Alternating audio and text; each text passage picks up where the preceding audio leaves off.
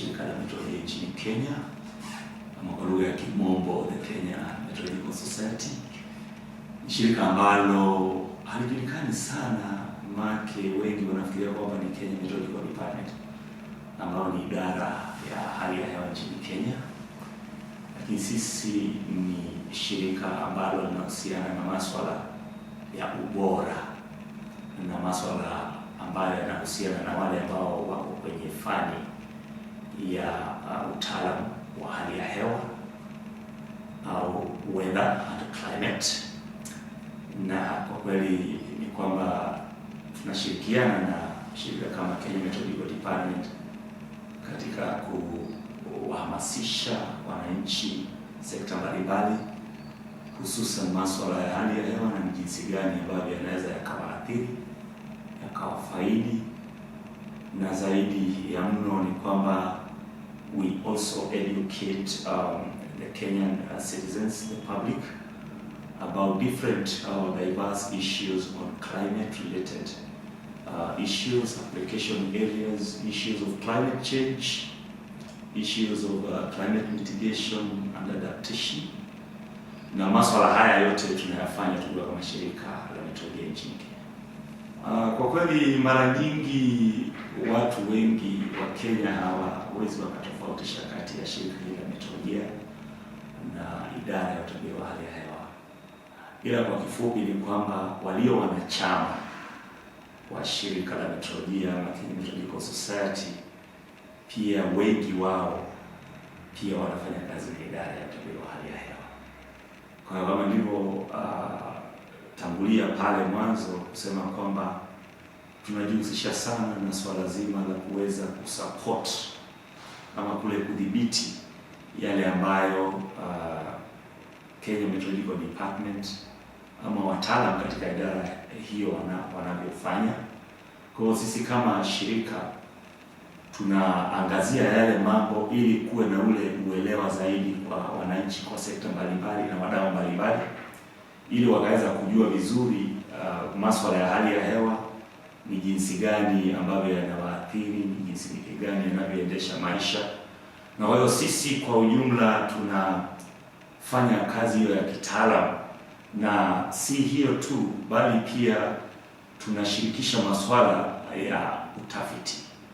Maana sisi kama wataalamu tunafanya swala zima la utafiti, ni jinsi gani tunaweza kuboresha kule kuelewa, kule kutumia masuala ya data, takwimu za hali ya hewa, ni jinsi gani tunaweza tukatumia takwimu zile ama tarakimu za hali ya hewa katika mipangilio mbalimbali ya maisha katika sekta mbalimbali. Yaani kwa Kiingereza tunaweza sema kwamba we support and strengthen the work of weather and climate sciences so that different sectors, different users, different people can use the information to make better decisions. Tunajua kwamba kuna masuala ambayo yamekuwa yakihangaisha wengi, na si Kenya tu, bali tumeona katika ulimwengu mzima kwamba kuna yale makali ya hali ya hewa, yani kwa lugha ya Kimombo tunazungumza kuhusu climate change and climate extremes, na ambayo kwa kawaida yanasababisha hasara, athari mbalimbali. Like in Kenya at the moment tumeona kwamba kumekuwa na swala zima la mafuriko. In some places tumeona kwamba kuna landslides ama yale maporomoko ya ardhi, na tunaona kwamba yanaathiri watu, yanaathiri mifugo, yanaathiri hata tuseme mali, na pia hata miundo msingi ambayo tumeona ikiharibika. Na kwa hiyo hayo ndio masuala ambayo shirika hili la meteorolojia nchini Kenya linajaribu kuangazia kwa ujumla, ili kuweza kuhamasisha wadau mbalimbali, wananchi, sekta mbalimbali, hata pia kushirikisha hata na serikali. Na mwisho kabisa ni kwamba shirika la meteorolojia nchini Kenya lipo ili kuweza kueleza mambo jinsi yalivyo, hususan katika utaalamu huu wa masuala ya hali ya hewa. Kwa mfano, wakati mwingine tunaona kwamba watu wanachukua maneno kutoka sehemu mbalimbali na wanafikiria kwamba hayo ndiyo mambo ambayo ni ya ukweli, ambayo yanaangazia kwa mfano mwelekeo wa hali ya hewa katika msimu huu ambao ni wavuli Oktoba hadi Disemba.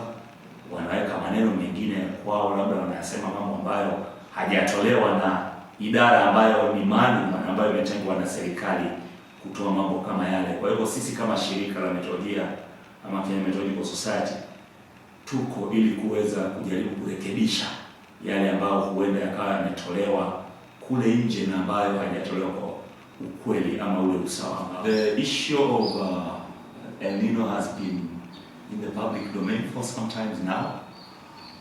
Sitalizungumzia kama idara ya utabiri wa hali ya hewa, bali nitalizungumzia kama mtaalamu katika shirika la meteorolojia nchini Kenya as a Kenya Meteorological Society, lakini pia mimi ni mtafiti na nikizungumzia El Nino nitasema kwa kifupi kwamba ni jambo ama ni mfumo ambao unatokea baharini na hususan unatokea katika bahari ambayo inajulikana kama Pacific. Katika kila miaka 7 ama baada ya kila miaka 7 ama kati ya miaka 3.5 hadi miaka 7 kuna kipindi ambacho yale maji ya bahari katika Pacific na hususan maeneo ya katikati mwa bahari ya Pacific na maeneo yaliyo mashariki mwa bahari ya Pacific, that is the Central Pacific Ocean or what we call the eastern part of the Equatorial Pacific Ocean, pale ambapo viwango vya joto vya maji vinaongezeka maradufu, vinaongezeka kuliko vile viwango vya kawaida. Na lile ongezeko nikielezea kwa njia ya urahisi ni kwamba ni kama unapochemsha maji kwenye sufuria hivi, unapata kwamba yanapoendelea kupata ule joto joto linaongezeka, so the temperature of the water increases. Kwa mfano labda maji yale yalikuwa katika nyuzi tuseme 20, ila pale ukipasha moto na ukiendelea kupasha moto zile nyuzi 20 zinafanya nini? Zinaongezeka, labda zinafikia nyuzi 30, 35, labda hata kufikia nyuzi 100. Kwa hivyo katika bahari ya Pacific tunaona kwamba katika kipindi ambacho mfumo ama hali ama kiashiria cha El Nino kinapotokea, kinatokea kwa sababu kuna ongezeko la joto katika maeneo niliyotaja katika Pacific, na ile hali inasababisha kuwa na mabadiliko ya hali ya hewa katika ulimwengu mzima, lakini inatofautiana katika maeneo ya tuseme ukanda wa Afrika Mashariki.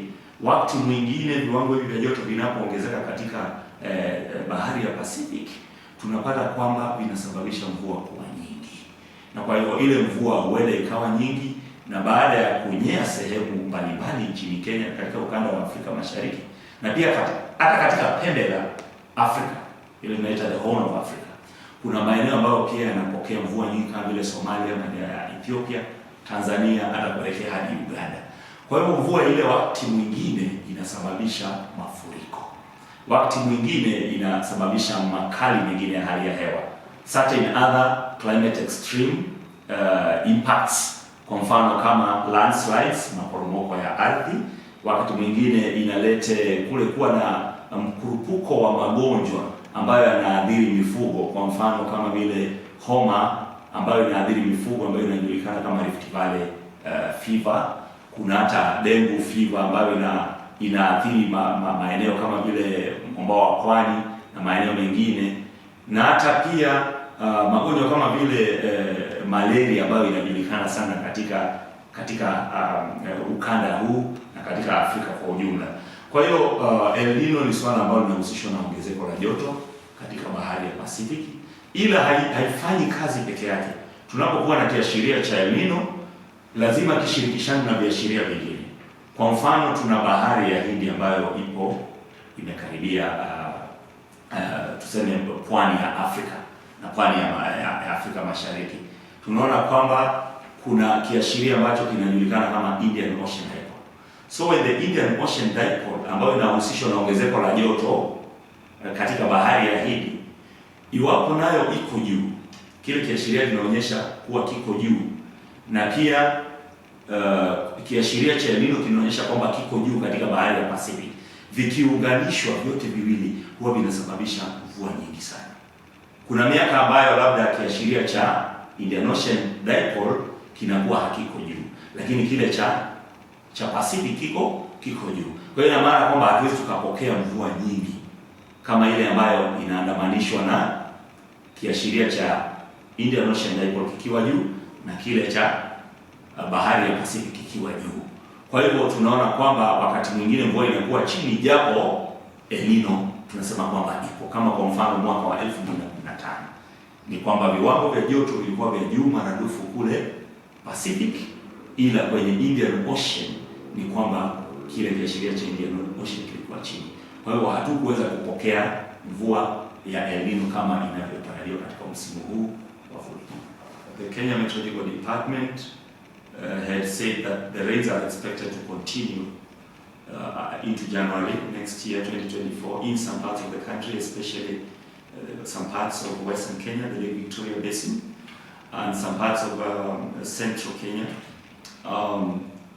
We expected the rains for the season to continue into January. However, if you visit the website of the Kenya Meteorological Department, you will get the details of how we expect the rains to come to an end during the season. In some areas, it's expected to end in early December. In some areas, in mid-December. Yet, in some areas, they're expected to even have ended by the end of November. So it will be good to look at what we call ule mgao wa mvua, how it was expected to end, the cessation dates, ama ile miisho, ama kule kutokomea kwa mvua hizi za vuli kulingana na sehemu mbalimbali. Maana hazidi kufikia kikomo kwa wakati moja. Kuna maeneo ambayo kidogo itachelewa kuisha na kuna maeneo ambayo itaisha mapema. Kwa hiyo tunatarajia kwamba mvua itaendelea, japo pia kulingana na utabiri wa mwezi, mfano mwezi wa Disemba, tunaona kwamba kuna baadhi ya sehemu ambayo tunatarajia vipindi vya jua, lakini hatimaye mvua labda itaanza tena. The role of the Kenya Meteorological Society is to support and strengthen what the Kenya Meteorological Department does, alongside other related organizations or agencies involved in climate, weather and climate sciences, when it comes to issues of dissemination of weather and climate sciences or weather and climate information, and also in terms of the concretizing or the understanding, making it clear on matters to do with climate and the science.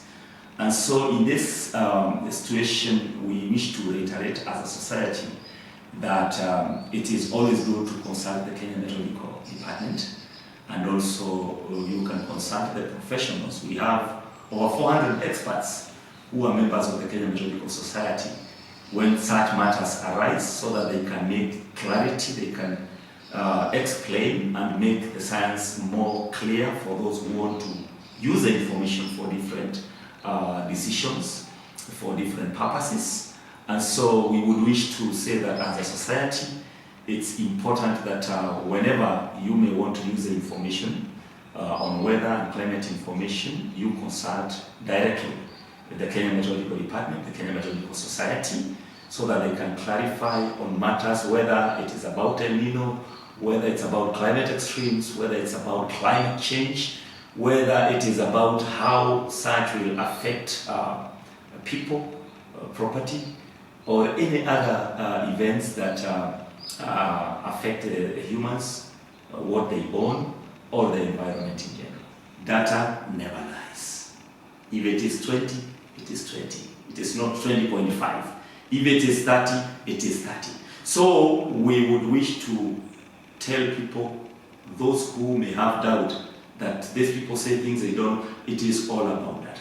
If you have any doubt, we can always go back even 100 years and look at what did the data say about the temperature, about the rainfall, about the wind patterns, about El Nino, about La Nina, and we will always get it right. So it is good to always work with the Kenya Meteorological Society, work with the Kenya Meteorological Department, and any other national and hydrological meteorological services that exist anywhere in the world. So for media, I think media are a good stakeholder. They are partners. We work with the media, and I believe even the Kenya Meteorological Department works with the media. And so media is a strong partner that helps in the communication and the dissemination of information. Although sometimes there are certain media or certain journalists who may not report objectively, because sometimes media is about news. So we would wish to just tell the media that be objective, get information from the right source. Okay, so we may be able to explain some of the issues of science that the media may not understand, because as a society, we are a professional scientific society that deals with the issues, weather, climate, and all related sectors that affect the community, the society, the government, and any other aspect of the environment. So we are not the organization mandated to give the weather information to the public, the weather information to different sectors. But as we also depend on that same information. But because we are experts in the science, we can always give the interpretation, we can give a good understanding of the science where people may feel there is a gap. So the Kenya Meteorological Society can come in and provide professional guidance. We also do consultancy. Organizations and institutions can consult the Kenya Meteorological Society, because through consultancy, we also implement projects which are weather and climate related, so that we can make people understand better how they can use climate and weather information in their planning, in their decision-making value chain, and therefore at the end of the day, they would make better informed decisions as opposed to if they did not consult the experts.